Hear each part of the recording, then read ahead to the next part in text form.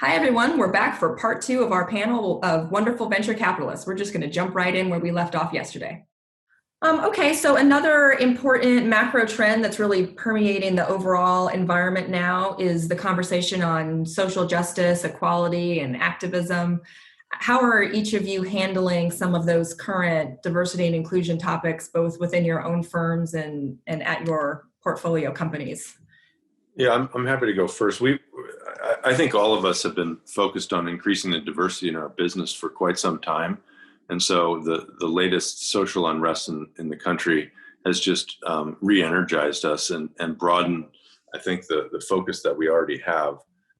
Thinking back to 5 or 6 years ago, there was a lot of interest in gender diversity. And so we started a diversity task force. And at that time, some of the women in the firm sort of leaped forward and said they really wanted to be actively involved, and that led to a big focus on gender diversity, somewhat to the exclusion of other kinds of diversity, which were also many of which are already developing well anyway. But since then, our partnership has gone from a couple of women to 36% of the partners being women. We have 2 female general partners, and I say all this because I think it's an encouraging look at what the future holds for other kinds of diversity. And so now we've reconstituted our diversity task force to include a broader set of people, not just women. And the focus is obviously to include Blacks and Latinos and others that are still underrepresented in the venture business. Our model is to start at home. We want to make NEA a really diverse place that is welcoming and where people feel like they belong. And when we've got that right, we'll encourage our portfolio companies to follow suit, but we think it has to start with us. That's really well said, Scott. I think, we are fortunate that in tech, I think, been focused more. I mean, I guess I'll start over again. It's not fortunate, but, tech historically has not been a very diverse place. And I think we've kind of masqueraded as a meritocracy and talked about how it's an equal playing field for a long time, and that really hasn't been the case. So I think one good thing is that in the past 5 years, I think folks have become a lot more clear-eyed about bias and the fact that there are a lot of systemic barriers across society and in particular in tech. And I think all of us are trying to re-examine how we can try and use the positions that we're in to make it better, because tech and software is so powerful.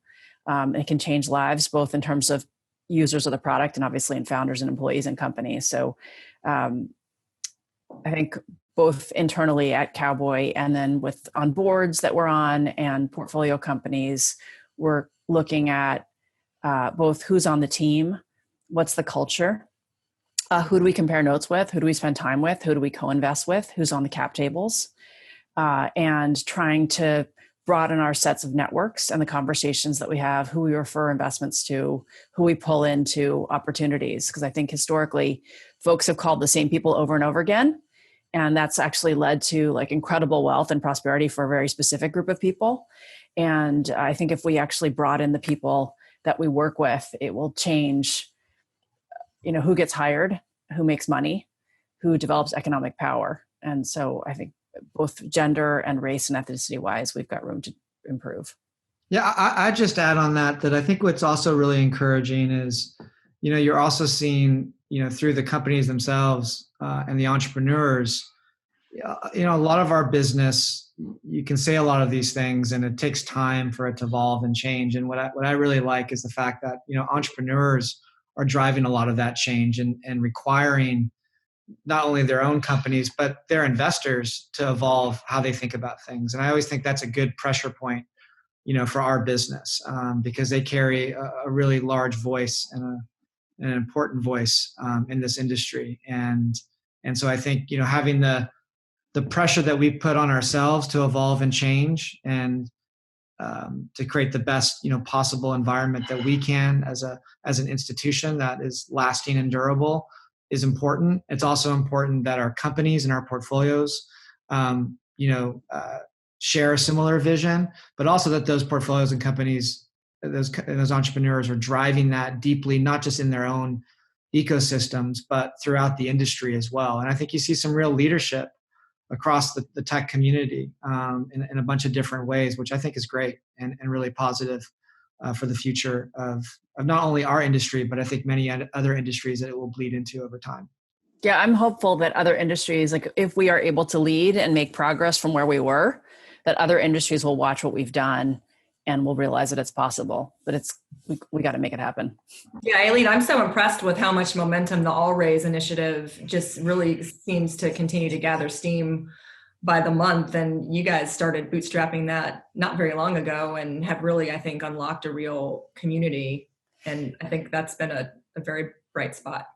Thank you. It's been really fun actually to work with women, because most of us were the only women, or one of we were kind of all islands. There are so many women who are the only women at their firm. And so actually getting to work with them on shipping stuff and doing stuff has been really fun. But we have a long way to go. We've got KPIs around doubling the number of female GPs and doubling the amount of money that goes to female founded or co-founded companies. And to be honest, we're not really moving the needle as fast as we would like. It's a hard one. Which of those two things is harder, do you think? The founder one is harder, definitely harder. Like we have to change culture so that when, we talk about this at Cowboy all the time, the number of pitches we get a week of 2 guys, 3 guys, 4 guys who went to high school together, went to college together, worked together, and have been talking about business ideas for a long time and have tried different things together. And so they just have developed trust, and then they wind up hiring their 4 guy friends or their 10 guy friends. So the founders are generally white male, and then the first 10 employees are generally white male.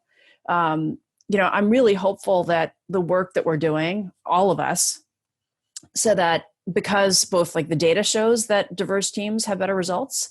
And I do think the millennial and the Gen Z employee or team member has different values than the values that a lot of us grew up with, that when people are thinking about starting a company, they'll look around and think, you know what, we should have a co-founding team that has different people with different backgrounds around it. And when they look at who they're going to hire, they're going to say hey, we should really let's create the DNA that we think is going to make us most successful and have a great culture. Let's hire lots of people from different genders and different backgrounds, so that the next generation of founders, if you look at whether it was Amazon or Slack or Facebook or LinkedIn or Salesforce, they're generally all guys who co-founded these companies together. I'm really hopeful that the next generation of founders will be a different mix, but it has to start at the founding stage. And also then when we change the composition and the cultures of VC firms, I think women and people of color and different minorities will have a fairer shake at getting funding. And so that women and people of color will have, ideally in the future, be able to raise as much money as all male teams, because that hasn't been the case in the past. Well, and even, just as important to that sort of ecosystem are the LPs themselves. And so the LPs who are investing in the partnerships, obviously you've got great large firms with big track records where the LPs probably aren't either as influential or willing to take a risk. But Aileen, you went out on your own and raised your own fund. How was the conversation with LPs? Because they also themselves kind of pattern match a little bit and might be seeing more pitches that look more. Now you obviously had Kleiner in your pedigree, but tell me what that experience was like. I'm fortunate because I got it done, and I'm really happy to have the support of some really high quality LPs. But it did cross my mind at times when I got passes, if I was a guy, if people would have been throwing money at me, and they weren't. During one of my first pitch meetings when I was raising the first Cowboy fund, 20 minutes into the meeting, and we had an hour scheduled. It was 3 gentlemen, and they were like, "Hey, we love talking about venture business, but tell us a little bit about you personally. What do you do, outside of work?" And I was like, "Well, would you have any hobbies?" And I was like, "Well, my husband and I have 3 kids, and they're pretty, they're kind of, or I think maybe we had 2 kids at the time, and they're young, so kind of keeps us busy." And they're like, "Wait, I think I actually had 3 kids." They're like, "Wait, you have 3 kids? How are you going to do this?" And I was like, oh, shoot, I'm only 20 minutes into this meeting. How are we going to end this gracefully? And I said, "Well, I don't know. Do you guys have kids? How do you do it?" And they were like, "Well, our wives don't work." And I was like, "Well, I don't know. We make it work." And then we kept going. But I was like, they are going to pass for sure. And actually, to my surprise, they came in. So that was a nice surprise. Yeah. Yeah. But it was really awkward. Okay, so maybe just a couple wrap-up questions on maybe some general advice. So wrapping up everything that you guys have been saying about the market and your personalities and the way you guys invest, what kind of advice do you have for entrepreneurs just who are looking to get in front of you and to tell your story? What's a great way to be compelling and to make sure that they make the most of an opportunity in front of you?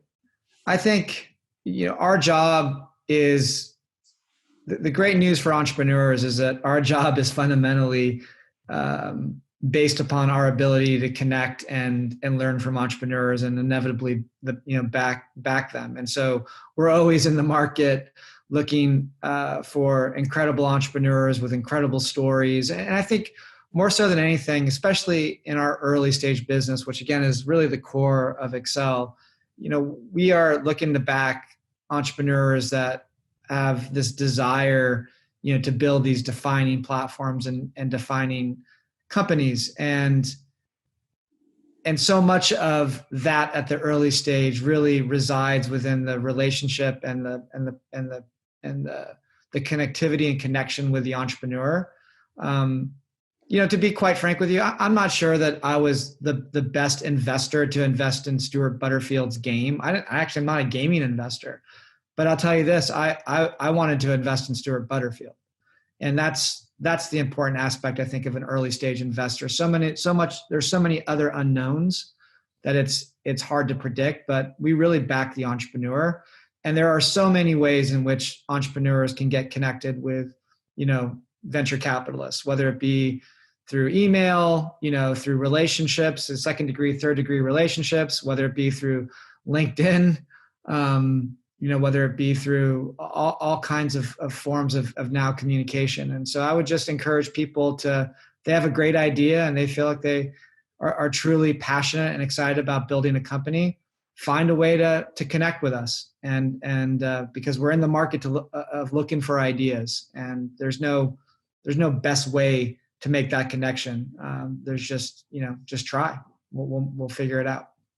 How do you feel about the warm intro concept? Is that still a really valued way, sort of a gate to help filter out ideas? Or I think it's human nature, right? To the extent that someone and someone is introducing you to someone, that the natural human condition is to be very thoughtful about how you approach that and for there to be some weight behind that. And so, on the range of likelihood of connection and ease of connection, obviously the sort of first degree, second degree, third degree relationships are important, but that doesn't mean that you shouldn't try and shouldn't find other ways in which to connect with people.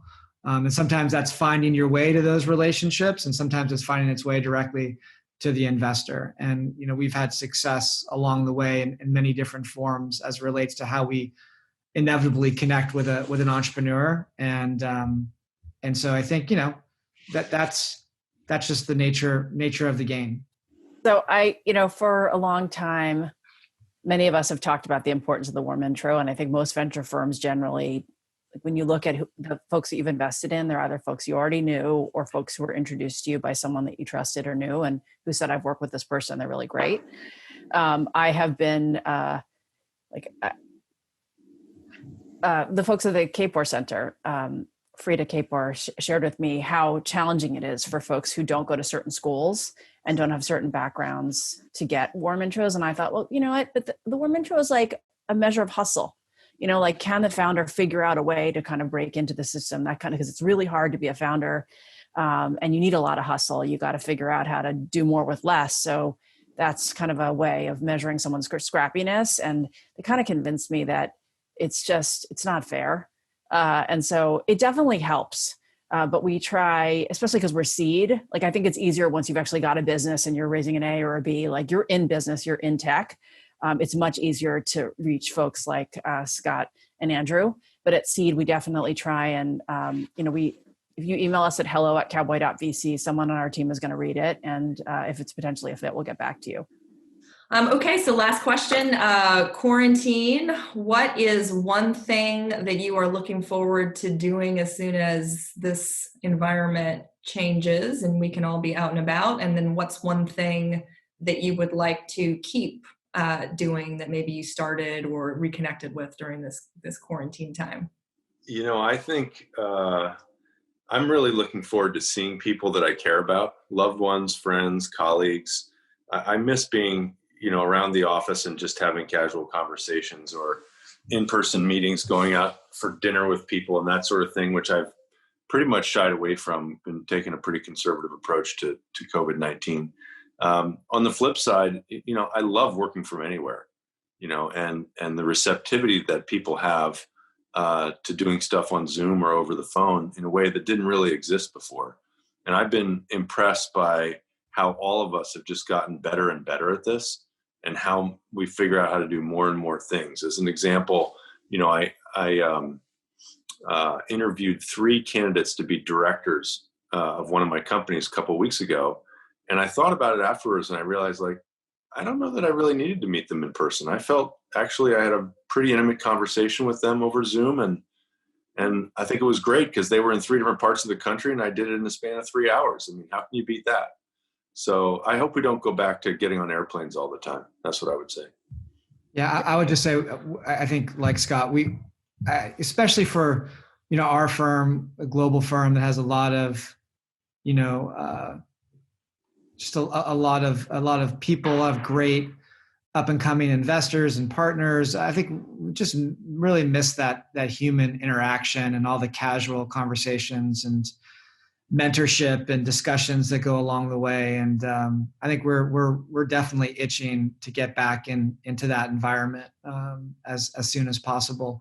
I think I also agree with Scott. I almost think, I look back at some of the discussions that we've had historically at the board level about, what it means to dial into a board meeting. Like, what's your level of commitment if you're not flying on the red eye to New York for the critical board meeting? And I think this is I think that's a different conversation now. I think you can be a lot more productive not going on the red eye to that critical board meeting in New York. And so I think this is here to stay, the idea of, virtual communication and video conferencing. And it's going to be a lot more accepted in the overall ecosystem, which I think is really important on a bunch of different levels, has a bunch of, impacts along the way, which too many to discuss here in this forum, but I think mostly are really positive.